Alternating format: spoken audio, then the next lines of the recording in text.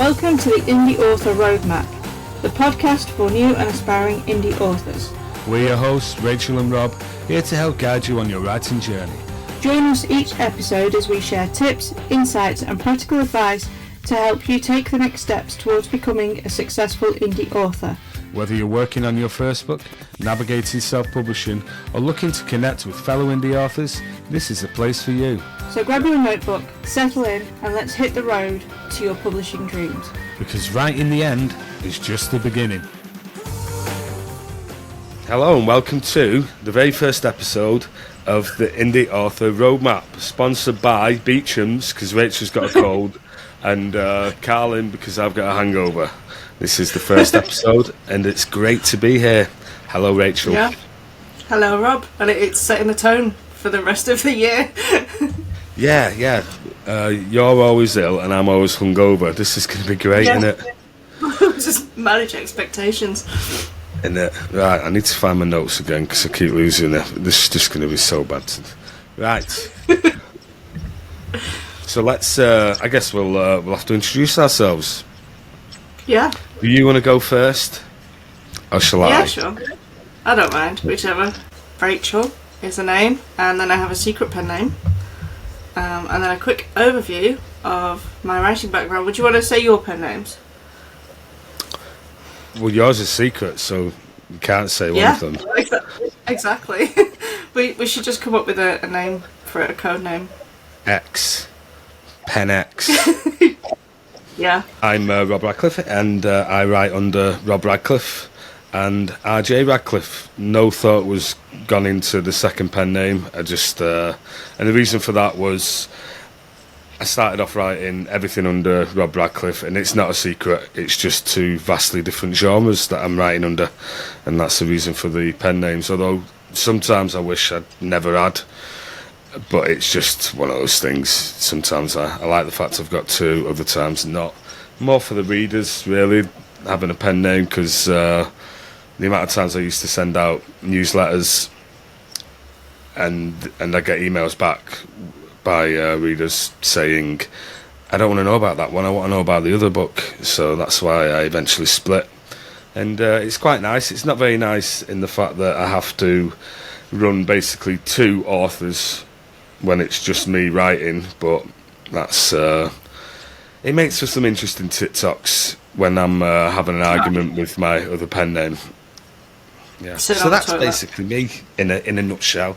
Rob Radcliffe and RJ Radcliffe. At least yours are similar. I accidentally sent in an email from the wrong pen name to get a load of nasty. I didn't sign up for this person because they're completely different. Yeah, well, when I was thinking about pen names, and I chose RJ Radcliffe. I started off with my middle name being James, and then my mum's maiden name, which when I was born, I had that as a surname, and that was James Eyre. And I thought, well, that sounds like Jane Eyre. That's brilliant. But then I just, I just keep it simple. RJ Radcliffe, Rob Radcliffe. And it also means I can run both pen names through the same website. There's just a little bit of a variation on the emails that go out. Yeah, see, when I started writing, I actually did publish as myself, and then was sharing it on my social media and stuff, and really hated the way it felt when people that knew me were going off to read it or comment and stuff like that. So yeah. I created a secret pen name to. Right. I always say I can be myself more as somebody else than I can as me. Right. So it's your it's the veil you can hide behind. Yeah. I can be me, like the inside me, not the mum me or the partner me or the all the different other titles I wear. I can just. Yeah, I get that. Yeah.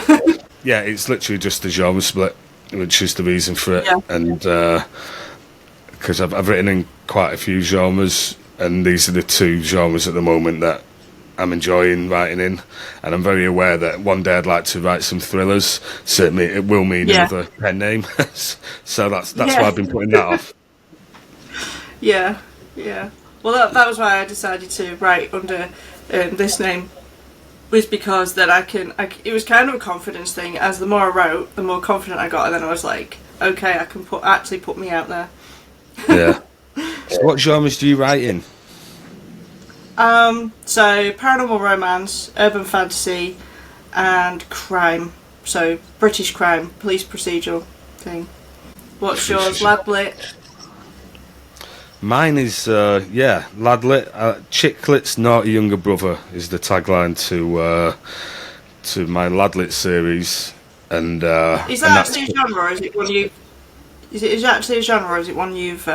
It's sort created? of not, but it is. I mean, you get writers like Nick Hornby, Danny Wallace, and what's the big one on Amazon? Nick Spalding. They're all Nicks. Nick Spalding, and it's just chick lit really, but like from the guy's point of view, I guess. And is Nick Hornby the one that did that Hugh Grant film, Man About a Boy or something? Yeah, About a Boy. Yeah, and he also did what's that other one that he did with John Cusack in it? High Fidelity. He did that one. That had Jack Black and John Cusack in it. And it's just laddish stuff, but I like to think there's a bit of heart behind it. My readers they expect something, and they're usually pleasantly surprised at the end. Usually, if they were. But yeah, it's Bridget Jones from the guy's point of view, basically. Nice. And then my other pen name, R.J. Radcliffe, is time travel, immortals, fantasy, everything that I loved watching, like Back to the Future, Highlander, all that stuff from the 80s growing up, kind of repurposed in my own little stories. And time travel, fantasy. That's R.J. Radcliffe's, which I love because it means I can go back in time and stuff, which means a lot of research and to get things historically accurate. And when you're poking around in the past, you usually find other stories that can inspire you to take the book down a different route that you might not have thought of. So, I love RJ stuff. But then, equally, Rob Radcliffe is it's dead easy to read because it's like having a chat with your mate down the pub. Dead easy to write. So that's where I am at the moment with those two pen names and So Rachel, what is your background? It's a long story, which I've told you before, but so I started writing when I was a kid. I actually got into reading when I was really young, and I think it was because my mum was sick of me. So she taught me how to read, so I'd be quiet. And I discovered... I'm not kidding, she did. And I discovered that I could have all these adventures in a book. So... And I loved, when you played those pretend games when you were a kid, like, I don't know, cops and robbers and things, and I was always the one with, this is what we're doing and we're going to pretend this. And so, because of reading, I discovered that I could put those things together and I could actually go on an adventure by myself, writing, and I could just go anywhere. Yeah. So, I did that, and I had a small little notebook, which I wrote a full novel. It was probably about, I don't know how many words it was only little, but it felt like a full novel. I was probably about 6.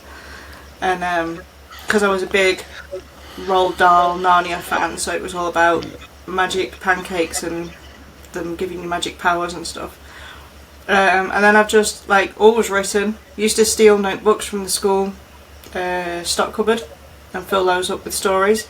And I think my stories changed as my reading changed. When I got to 9, 10ish, I started to discover teeny horror books, and then I discovered Stephen King stuff. So I think I've always been in the fantasy stuff, but it got a bit darker as I got older. Right. My question for you is, when you stole your exercise books, did you put them back with stories in just to really confuse people? No, but I used to drive with my mates nuts at school because I used to make them steal notebooks, and then I would have writing sessions.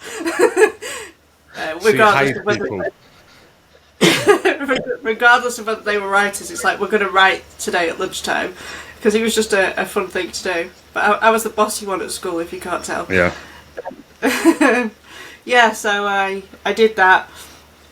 Then I just kind of wrote bits. He was really messing around. and it was 2003, 2004 where I discovered a writing forum. There goes my dogs.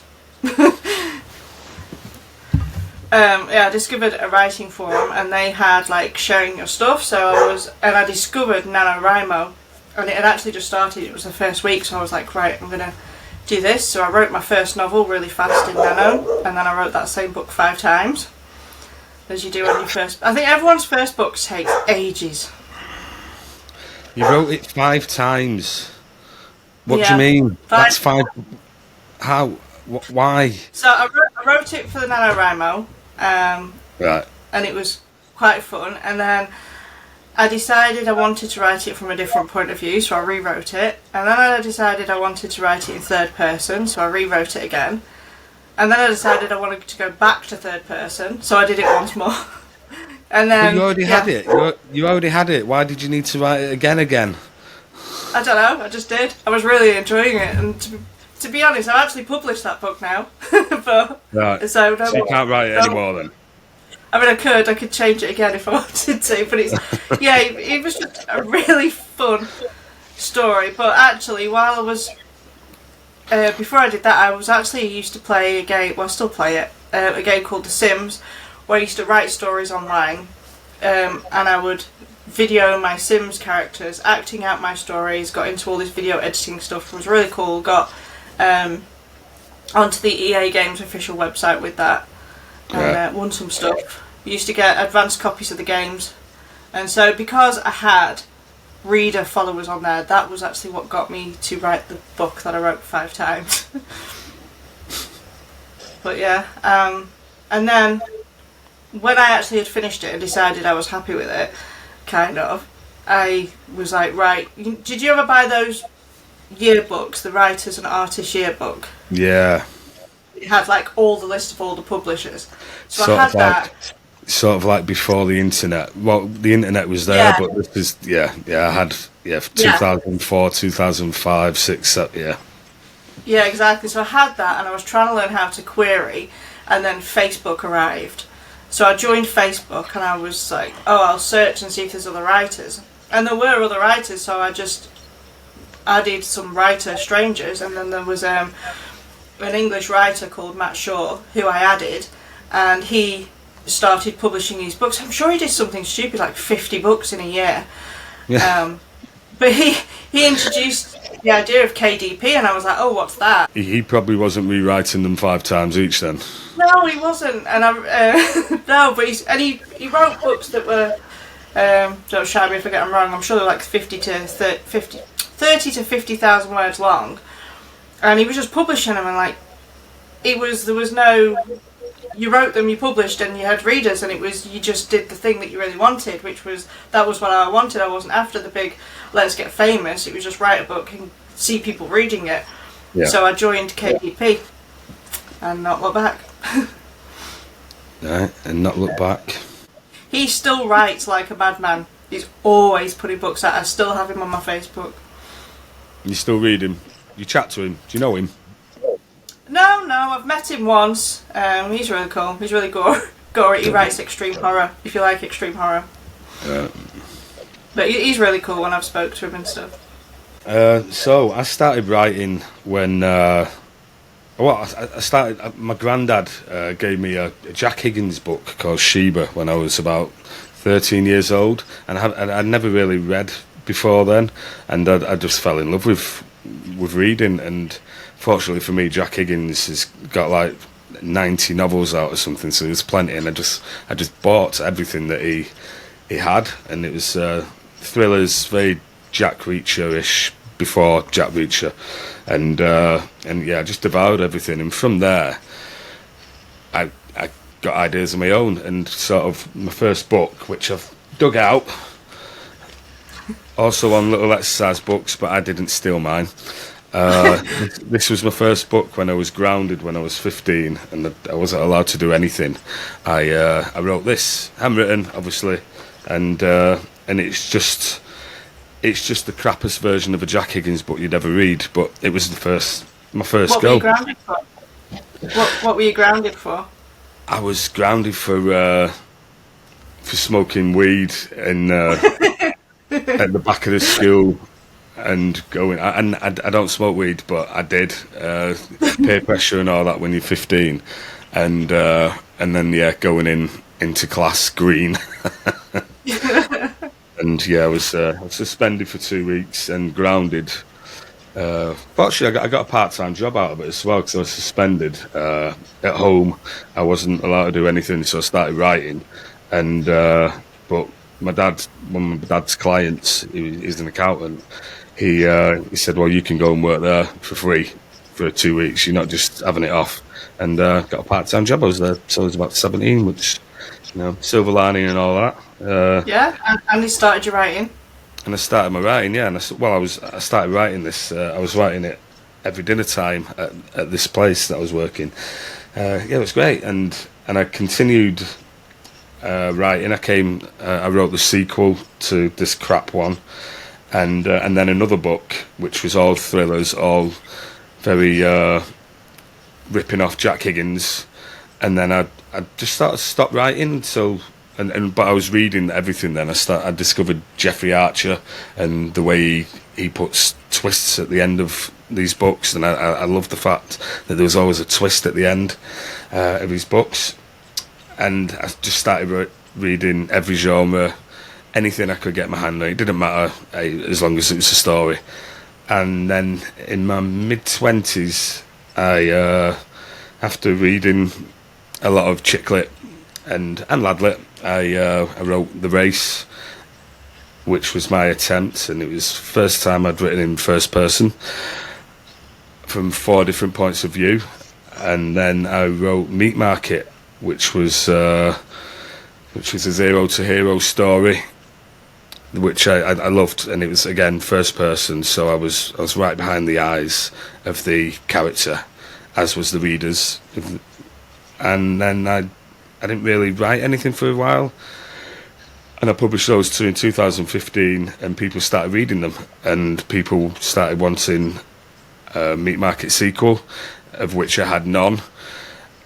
But then I gave it, because readers wanted it. I started writing a few more and realised that I needed to start writing a series, because that's just the way people seem to devour books these days. It's binge reading, isn't it? It's like Netflix and stuff. But, yeah. And so the Ladlit series was born, and then in my early 30s, I'd had an idea for years about an immortal and what it'd be like to actually be immortal. And that's kind of Mr. Muse started working overtime, and I eventually wrote Divine, which was my sci-fi time travel immortally book. And again, people wanted a sequel, and it turned into the Divine Chronicles, which is 4 books deep at the moment. And yeah, that's kind of like an overview of me and my biggest books for both series. I've got a few other little things that I've been doing. I've got a blog book that I put out under Rob Radcliffe. I've got about 9 books that I'm waiting to publish, because a couple of years ago I just was completely overwhelmed. I had about 16 or 17 books out under 2 pen names in 4 series, and I just didn't know what to do. I was stuck. I just didn't know where to go with it all. So I made the decision that I was going to unpublish everything and start again, give each book one by one a bit of a facelift, a bit of an edit, and I'm still releasing those books periodically 2 years later while I'm writing the next lot, which is quite nice being in front like that. It means I know what books I'm going to be launching next year, and while I'm launching those ones, I'll be writing the books for the year after. So that's kind of quite a nice thing, but obviously they haven't been making money while they're just stuck on my computer. Are you glad you started again? Are you glad you kind of had your little breakdown and removed everything? Yeah, I sort of am. I am. I mean, I've recently restarted my email lists, because obviously with 2 pen names I wanted to separate them. So I've onboarded everyone that's already on my list back onto them, just to get it going onto the email automation. And I've had a few people saying, I read this years ago. Why have you not? Why are you releasing these books that I read years ago? And I've had to email and explain that to a few readers that I've been re-releasing everything. But I am. It kind of, I think it was a mindset thing, this overwhelm, and I just couldn't get past it. And doing what I did, undoing everything and then re-releasing everything, it's kind of sorted my head out a bit. Yeah. But I don't think I'd do the same thing if I had 50 novels out like you. No. Though I've contemplated it, because I have the too many series on the go. How many series have you got? Oh gosh. I'm not sure. Maybe 5 or 6, and they all need books. And so you get emails and people asking when's the next book coming out, and you're like, soon, but you're like, it's in 3 books' time because I've got to write the next book of another series. Yeah, that's the thing when you've got a few series on the go. You'll have readers that absolutely love Series A, but then you're busy writing the next one in Series B because there's other readers that want that one, and that's where your focus is. It is quite hard sometimes juggling it. Huh? Just come along and they'll discover you and they'll read an entire series in a month, and then they'll be like, right, when's the next book? And you're like, Yeah, that's taken me a decade to write. You're going to have to wait. Yep. Yeah. And I know I've seen readers complain that books take too long. I think the indie world has trained the readers that they want the books right now, really quickly. Well, that's the thing. I mean, I've had similar to that. Like on a launch day, super fans will read this book that's just taken me 4 months to write. They'll read it in hours. There's some that book the day off when they know the Rob Radcliffe book's going to hit, and they'll book the day off, and then they'll email me on launch day. Finished it. What's next? And they're like, what do you mean, what's next? It's still launch day. What are you talking about? Yeah. Said it's good, though. It's good fun. Yeah, it's good fun, yeah. Otherwise you wouldn't do it. Why would you ever spend your time setting yourself homework forever if you didn't enjoy it? You know, I was the kid that set myself homework at school. Did you? Well, you needed those stolen books then, didn't you? I'm not even kidding. If there was no homework set at school, I would set myself homework. I was like a gothic Hermione Granger. So we mentioned what my challenge was with overwhelm and mindset and stuff, and what I did to overcome it. What challenges have you faced, and how have you overcome them?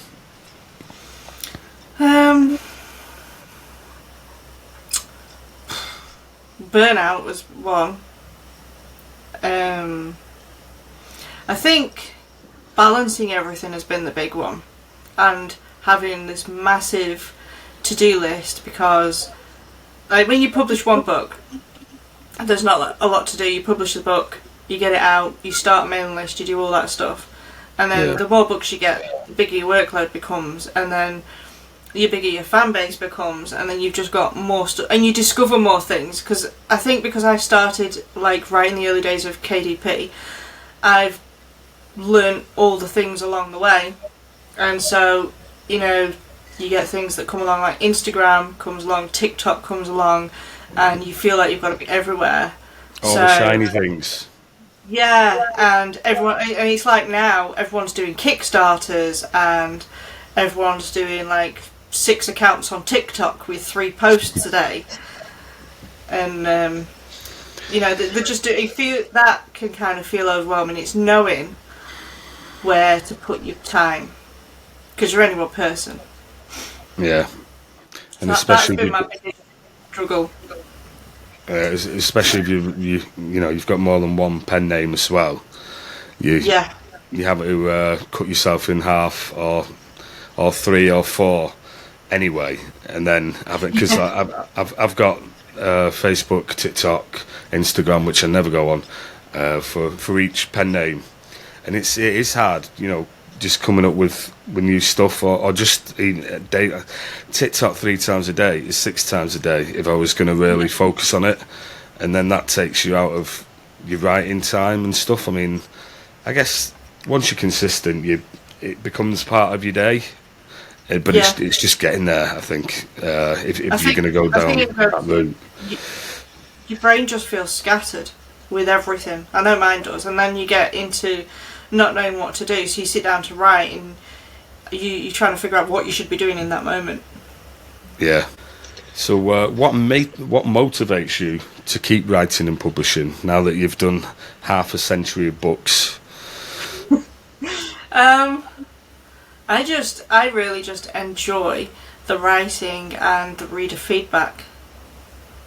Yeah. I love I love when you get readers messaging you as they're reading your book, and they're telling you their favourite part, and they're excited, and they're, does this character die? That's what I like. So that's what keeps me going, which is why on my other pen name I have a Patreon, and I share as I'm writing, because I get that off them, and it keeps me excited. Yeah, that's great. But for me, it's I don't know when this started, but if I had days where I don't write, I mentally beat myself up. Any day, it could be Christmas Day, and still I'm like, I should have at least got a few words down, and that's been like that for over 20 years. Which is sometimes motivating, and it's weird because, like you were saying about all the shiny things and that long list of things that you need to do outside of writing. The days that I do write, it feels like anything else is possible because the creative well has been emptied and it's on the page, and then I can focus on the other stuff instead of sort of half focusing on it, thinking, shit, I should be writing. Yeah. Mind you, I have that problem in the evenings. Like, if I do my writing in the morning, I'll get up and write, and then I'll do my other stuff later. And then if I've finished everything by like 5 o'clock, and so I'm like, okay, I've got about 4 hours before I'm going to go to bed. My brain is going, yeah, but you've got 4 hours. You could be writing more words, and it's having to stop myself and be like, no, you actually have to take time off. Yeah, because haven't you done like 16-hour days just for a laugh? Yeah, all the time. Yeah. Does Tony not mind never seeing you? Yeah, when he sees the back of my head, he gets TV to himself. Oh, right, okay, yeah. Yeah, I mean, at the moment my writing is in the morning.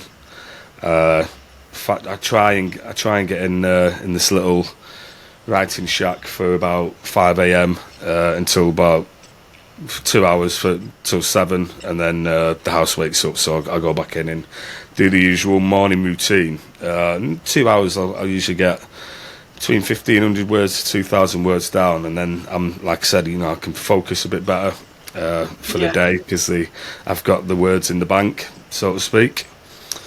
But do you not find that because you've got limited time, you actually write more? Oh yeah, when I had a full-time job and I was working 60-hour weeks, I was writing like 4 or 5 books a year. Yeah. And now I've got more time. It's just more time to watch Netflix. It's just more time to procrastinate, and I'm really good at procrastinating. Is it Parkinson's law? I think it's called that, where however long you have to do a task, that is how long it'll take you to do it. So if you've only got an hour to write 1,000 words, you'll do it in an hour, but if you've got 3 hours to write 1,000 words, it will take you 3 hours. Exactly, yeah. I like that. Yeah. And when you've got a whole day to write 2,000 words, it takes you all day. Yeah. And that was one of the reasons that I decided I'd start writing in the morning, just to get those words in the bank, and then even if I don't do anything else regarding marketing or anything else, then that's there. But I also help other authors, newbie authors, and I've been doing it for a couple of years, and that's the reason I wanted do this podcast. You know, it's an extension of that. Yeah. Share the knowledge, the little tidbits you pick up by making every mistake in the book. But because I've got other authors that are always texting or ringing and stuff, I've got that on the plate too. So getting those words in the bank early on for me is important. Otherwise, I just won't. It'll be another day of beating myself up. Yeah, yeah. I mean, I've started doing some freelance work, which I do in the day, because I was writing full time all the time, but literally being on your own all the time and having all that time was just not working. So I took on some freelance work. So now I have a structured day. It's like get my writing done, and then I can switch to the freelance stuff. Yeah. I mean, a couple of years ago, I've run pubs. I've managed pubs for 20 years, and when I came out of my last pub,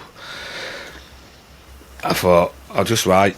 I've got a bit of money in the bank. I'll just write and see how that goes. And I found that at the time I was a single dad with 2 kids, and they were the only people I was speaking to because I was just locked in the kitchen just writing. And I realised I needed a part-time job, or just to talk to grown-ups and not be in the pub getting pissed talking to grown-ups. Actually, conversing. And so I've got a part-time job, and it works quite well. I'm not sure. I think because I'm in a relationship and stuff now, and there's grown-ups there all the time, I sometimes think about maybe going full-time again, but I sort of like having that, like, it's a structure to your day kind of thing, and having to work the writing around it, even though I've got to work now, I could have done this. It does mean that, like I said, I'm writing more often because it needs to be fitting somewhere else. Yeah. I can remember writing my first book on one of the various iterations and thinking it must be really cool to be a full-time author, and it is, but it's also really hard to just write all day because you can't write all day. But you think when you write your first book, if I was full-time, I could write all day. Yeah, no matter, because I mean, self-publishing, indie publishing is still relatively new, and if you've been writing for quite a while, you've still got like that idea of, your Stephen King who just sits up there belting them out, and then throws the manuscript at his agent, and then job done. But it's a bit different when you're doing it all yourself. It is. Have you ever read his own writing book? Love it. His biography. Behind me, yeah. Yeah, I mean, I've read it about twice, and he doesn't write all day. He just writes 2,000 words, and if he gets 2,000 words by 11 o'clock, he finishes. That's right. Yeah. Yeah, there's a bit in that where he'd been run over and he had that accident and he didn't write for a while, and then coming back to it, that 2,000 words was hard. He was taking him all day just to get those 2,000 words in. Didn't his wife put him in the hallway because she was sick of him? Yeah. So, why are we starting this podcast, Rachel? Why? Because we've always wanted to, and we keep talking about it, so now we're actually doing it.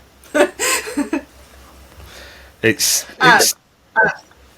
was going to say, my reason for wanting to do this is I love all the writer podcasts out there, and they're really good and they're really informative, but I always feel like they're targeting people that are already in this industry. So when they've got people on interviews, it's always indie authors that are earning 6-7 figures a year, which is really nice that it's out there, but when you're writing your first book or you've still not earned your first 1,000, it feels miles away, and that's when you can get into the trying to do all the things.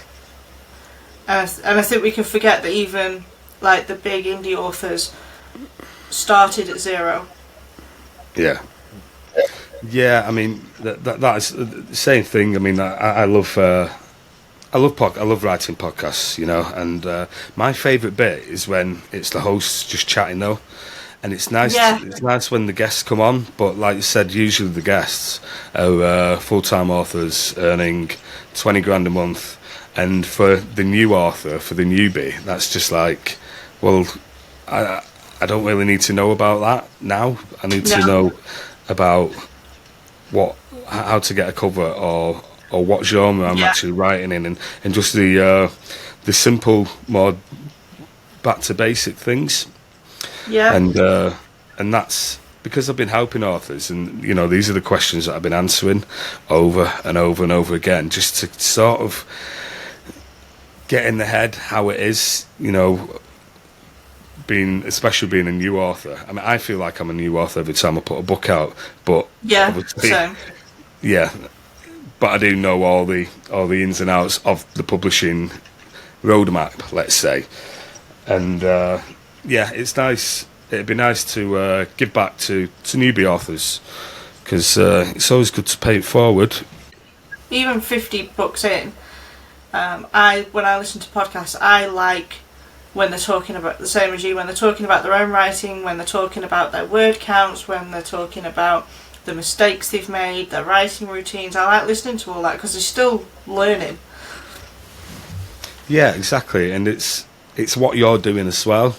So it's you feel part of that community, whereas the Yeah. person who's writing on the yacht and just making 50 grand a month, you're not part of that community. No, It's definitely just not. so far ahead that you just can't even comprehend it. It is great to think I could be there someday, but it's not.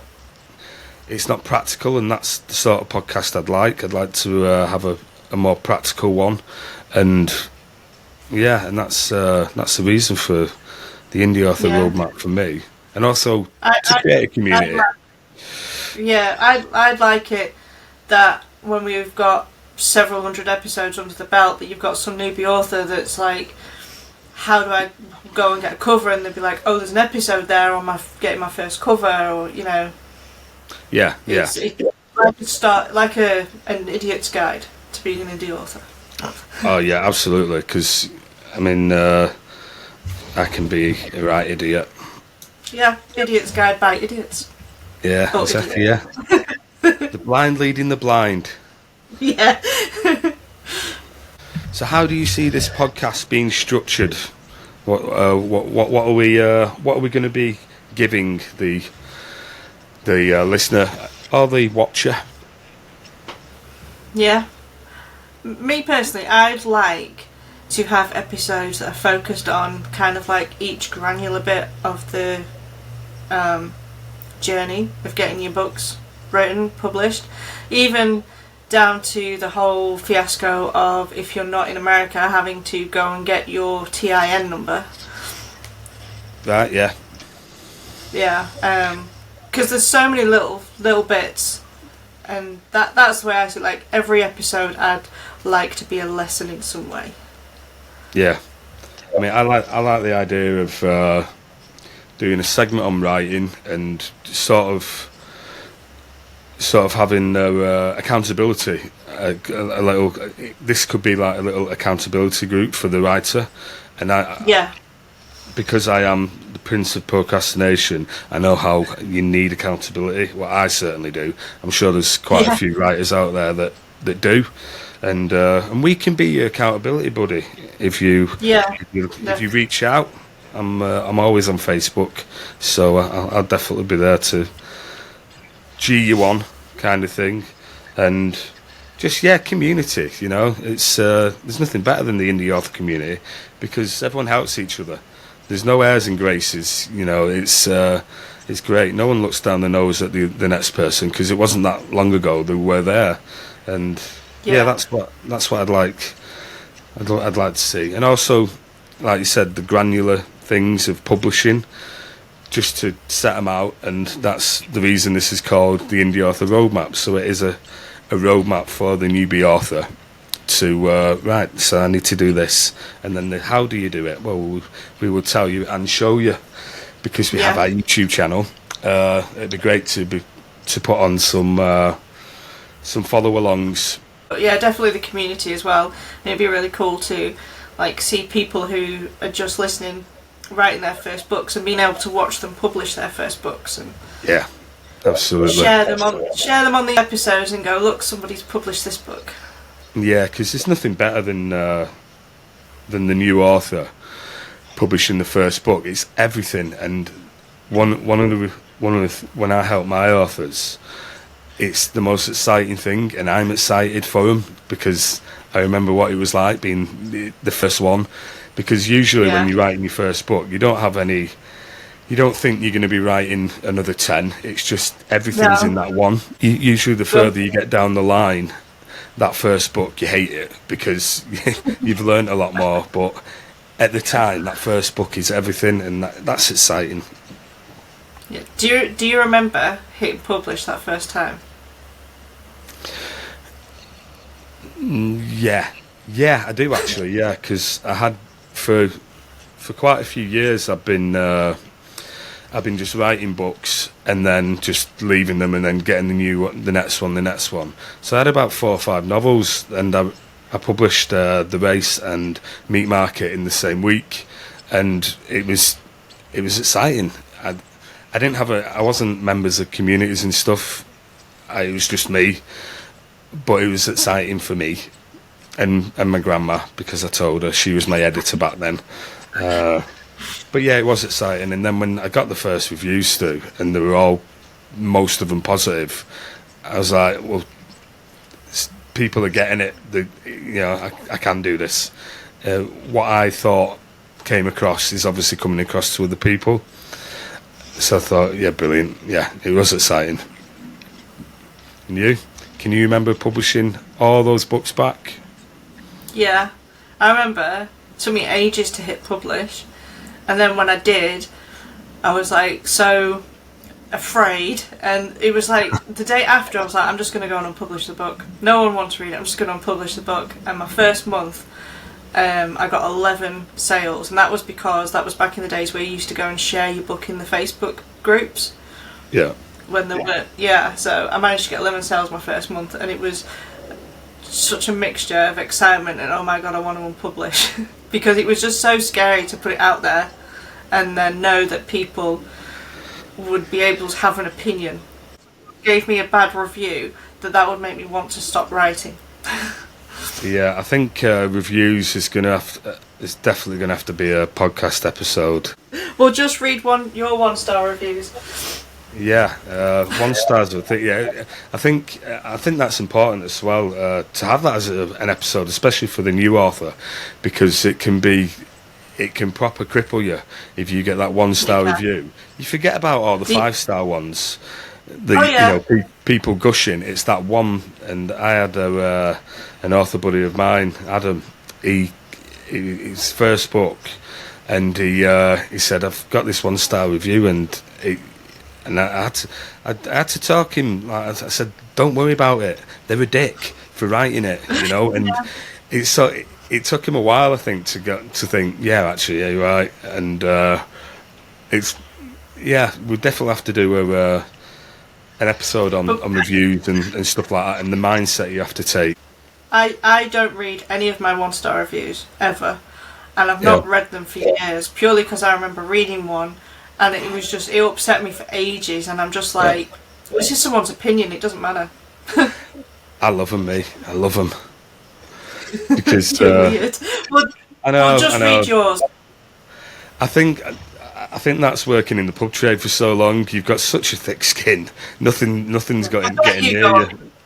Yeah. I bet you go on Goodreads and read them as well. I don't go on Goodreads, no. It's just, no. I haven't been on Goodreads for years.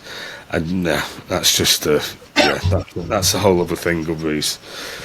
That's sort of like, your average can be like 4.6 on Amazon, and then you go on Goodreads and it's 3. It's what? Yeah. Nah, no thanks, not for me. But we'll definitely have to do a review podcast and read out some of our 1-stars. We're going to read some of Rob's 1-stars. Okay. Yeah. Well, yeah. I don't go on mine. I don't have the thick skin for my 1-star reviews. Right. Oh yeah. I'll happily. I want to dig out that one actually that was really horrible to me as a person. But yeah, I'll find it. I'll dig it out. I've got it somewhere. So we have a Facebook group that we would love for you to join. If you check the links below, and join us on there. That's us starting or attempting to start a community. Equally, we have a newsletter you can sign up for if you'd like to. Equally, we have a newsletter you can sign up to if you'd like. I don't even know what I'm going to say now. I don't know why I'm repeating it. If you'd like to keep up with us and be informed whenever there's a new episode or something interesting we want to tell you. There you go. You did it. Are we going to have some kind of accountability thing in the community, do you reckon? Like, what do you want to achieve this week? And it doesn't have to be anything big. It can literally, I don't know, I want to read my manuscript this week or something. Yeah, definitely. I mean, I think that would sort of tie in with next week's podcast, Thrive 25, because that's all about accountability, isn't it? Yeah. It's setting ourselves up for 2025. Yeah. So I guess we've done 48 minutes now of waffle. Yeah, it's been alright. I guess that's the first one. That's about it, isn't it? Yeah, that's us. Right. So that's sort of like the tone of these podcasts. We're going to be waffling a load, and somewhere along the line there'll be a point to it. I hope. Yeah. Yeah. That is the Indie Author Roadmap now. This podcast is just introducing ourselves, really, and and if you're not very good at understanding the northern accent, then I guess we both apologise because we both hail from that region of the UK. Next week is going to be all about Thrive for 25, which I love because I came up with the rhyming bit. Rachel came up with what it's actually about, which is accountability in 2025, and I rhymed it, and that's all I've done to add to that so far. Hopefully there'll be more next week, and yeah, that has been us for our first ever episode. Again, apologise. Yeah. Lots of talking over each other. Yeah, loads of talking over each other. I'll be able to sort all this out in the edit, I hope. I keep checking my microphone to make sure I'm still on. Yeah, you're still talking. It's not an hour of me nodding to myself. So we've got all these questions that we haven't asked each other, but I guess we can do that next week. Anyway. Yeah, which ones have we not asked? The get to know you section. Because we are just going to be asking each other bits all the way through, really, aren't we? As well. Yeah. So should we do the call to action? Do you want to do that? Thank you for listening to our first episode of Ramble. This is pretty much what it'll be for forever. Are you putting the links under for subscribing and stuff? Are you putting the links in the description for subscribing? You can subscribe, follow, or click and stuff us at YouTube, TikTok, Facebook, and whatever else I've added in the links description bit. We're so new at this that you're going to get a lot of that until we. This is not professional at all yet. Hopefully, in a few, we're going to be on it. But at the moment, yeah, the link thing is, if you could just click it, something will happen, hopefully. Yeah. Come and join us, sign up for our newsletter where we can let you know when a new episode comes out. And, that's it, do the thing. We won't spam you. We will not spam you. Because we'll try not to mix up our mailing lists. Yeah. And next week we're going to be talking Thrive for 25. It'll be great to see you. I'm Rob Radcliffe and Rachel Morton. That's the one. Or pen name X. Depending which hat you're putting on. There's actually 3 personalities in this chat, or 4 if you include your pen name. We'll see you next week. Bye.